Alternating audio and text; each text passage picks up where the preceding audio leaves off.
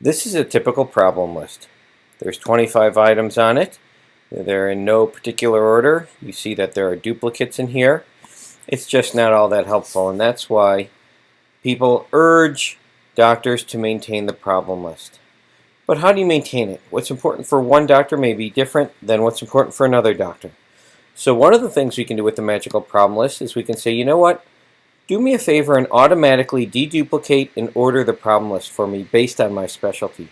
So I'm an emergency physician, and all of a sudden now you see instead of 25 items, we only have 21 because we've deduplicated the list. And the things that rise to the top are things that are of interest to an emergency physician. Aortic valve disorders, coronary atherosclerosis, hypertension, retinal artery or vein occlusion, GI hemorrhage, that sort of a thing. Now, if I'm a different kind of a doctor, let's say I'm an ophthalmologist, then I get a very different looking problem list. Ocular hypertension, unspecified glaucoma, unspecified cataract, punctate keratitis, retinal artery occlusion, those things automatically rise to the top.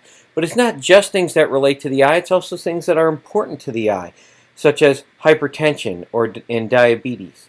So it's not simply looking at things based on body system, but looking at things that are of importance in general to someone in that specialty.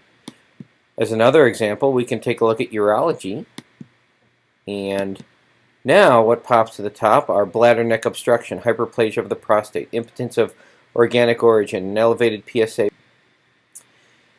Now we can take it even further and we can say, you know what, maybe we should shrink this down into categories. So instead of 21 items, we will shrink it down, and instead of all these very specific sorts of things, these big long explanations, now we've shrunk it down. We've only got 20 items in the list, and the items in the list are much more compact, and it's still, of course, in order of how I like to see it.